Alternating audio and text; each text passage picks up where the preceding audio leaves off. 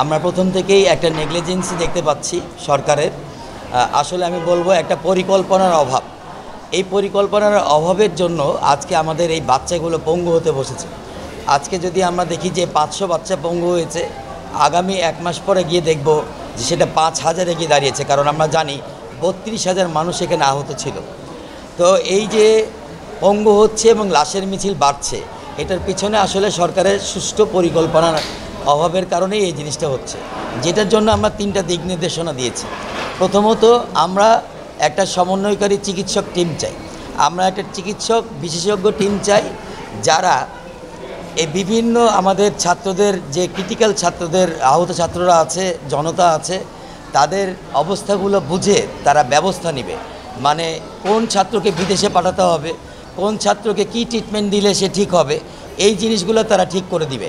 এবং এই বিষয়ে অবশ্যই তাকে মিনিমাম প্রফেসর হতে হবে, এবং মেডিসিন, কিডনি, চক্ষু, অর্থোপেডিক্স, নিউরো এবং হলো সবগুলো সমন্বয়ে আমাদের এই টিমটা হতে হবে।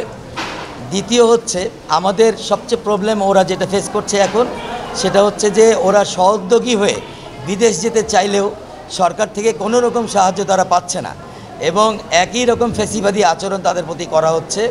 তাদেরকে দীর্ঘদিন ধরে ঘোরানো হচ্ছে। তাদের এনআইডিতে কোনো জায়গায় প্রবলেম আছে, এনআইডি কারেকশন করতে পারছে না। তাদের হলো ভিসার প্রবলেম হচ্ছে, তাদের পাসপোর্টের প্রবলেম হচ্ছে। এই জন্য আমরা চাচ্ছি একটা সাময়িক প্রকল্প টিম নিলেও গভর্নমেন্ট এরকম একটা সাময়িক প্রকল্প টিম নিক, যেটা স্বরাষ্ট্র মন্ত্রণালয়, পররাষ্ট্র মন্ত্রণালয়, স্বাস্থ্য মন্ত্রণালয় এবং অর্থ মন্ত্রণালয়, এই 4টা মন্ত্রণালয়ের একত্রীকরণে সম্ভব।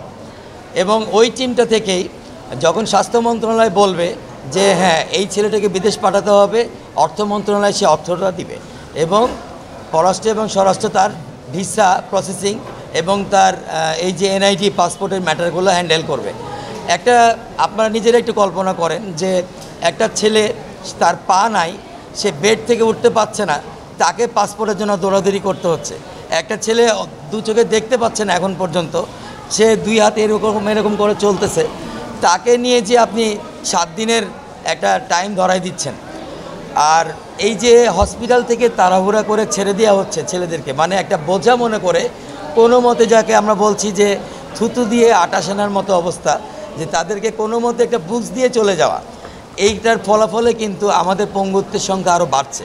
এবং একটা জিনিস বুঝেন, আমাকে একটা ক্ষত নিয়ে ক্ষতটাকে সেলাই টেলাই করে ছেড়ে দিল কোনোভাবে, এই ক্ষতটা কিন্তু আমাকে ডেইলি ড্রেসিং করতে হয় ভাই। আমি এরকম অনেক পেশেন্ট পেয়েছি যাদেরকে আমরা ব্যক্তিগত সাহায্য করেছি, কারণ ওই ছেলেটা বাসায় যাওয়ার পরে তার আর উপায় নাই, তার আর অর্থ নাই যে সে তার ড্রেসিংটা করবে। তখন আমরা মানে সহোদ্যোগী নিজেদের টাকা পয়সা দিয়ে তাই সেগুলো হেল্প করছি। তো সার্বভৌমত্ব আন্দোলন, আমরা এর তীব্র প্রতিবাদ করি। আমরা প্রথম চেয়েছি যে কোনো ফাউন্ডেশন না, কোনো চ্যারিটি না ভাই, ওরা ভিক্ষা করতে নামেনি রাস্তায়। আমরা ভিক্ষা চাচ্ছি না। আমাদের সরকারের প্রতি বছর বাজেট থাকে কি না, এই বাজেট থেকে প্রথম মাসে তাদের ট্রিটমেন্টের জন্য ন্যূনতম 1000 কোটি টাকা বরাদ্দ করতে হবে, সরকারকে ডিক্লেয়ার করতে হবে। ডিক্লেয়ারেশনের পরে যদি 1000 কোটি টাকাতে তাদের ট্রিটমেন্ট, উন্নত চিকিৎসা না করা যায়, পরবর্তীতে দরকার হলে এই বাজেট আরও বাড়াতে হবে। কারণ আমাদের ফার্স্ট প্রায়োরিটি তো তারা। আমাদের এই যে দেশ, আজকে আমরা যে দেশ পেলাম, আমরা এই যে মুক্তভাবে কথা বলতে পারছি, আমরা 100 জন জড়ো হয়ে একটা কথা বলতে পারছি, ফেসবুকে বলতে পারছি, সব জায়গায় বলতে পারছি, এটা তো আসলে তারা এনে দিয়েছে।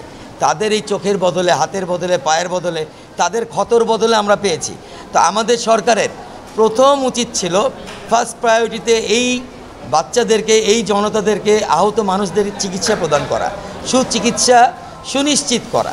সেটা তারা করতে পারে নাই সঠিক পরিকল্পনার অভাবে।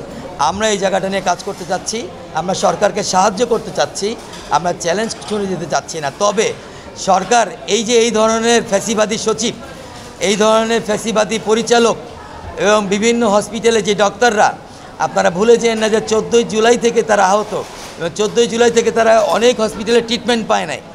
এই ধরনের ডাক্তারদেরকে রেখে, এই ধরনের সচিবদেরকে রেখে সরকার আসলে কখনো এগোতে পারবে না, সুচিকিৎসাও তাদের সম্ভব না। তাই আমরা জোর দাবি জানাচ্ছি স্বাস্থ্য সচিবের পদত্যাগ, এবং আমরা সবাইকে আমরা আরও সাবধান হতে বলছি সরকারকে, এবং ওদের জন্য এই বরাদ্দটা, এই টাকাটা তো ভাই আমাদেরকে দিবে না, সার্বভৌমত্ব হাতে দিবে না, এই টাকাটা তাদের জন্য বরাদ্দ দিবে। এই টাকাটা কোথায় খরচ করছে তার একটা পরিকল্পনা দিবে এবং একটা সমন্বয়ক, আমরা একটা ডাক্তার এবং কিছু মন্ত্রণালয়ের একটা টিম চাচ্ছি, ওরা যাতে সুচিকিৎসাটা নিশ্চিত করতে পারে, এইটুকুই আমাদের চাওয়া।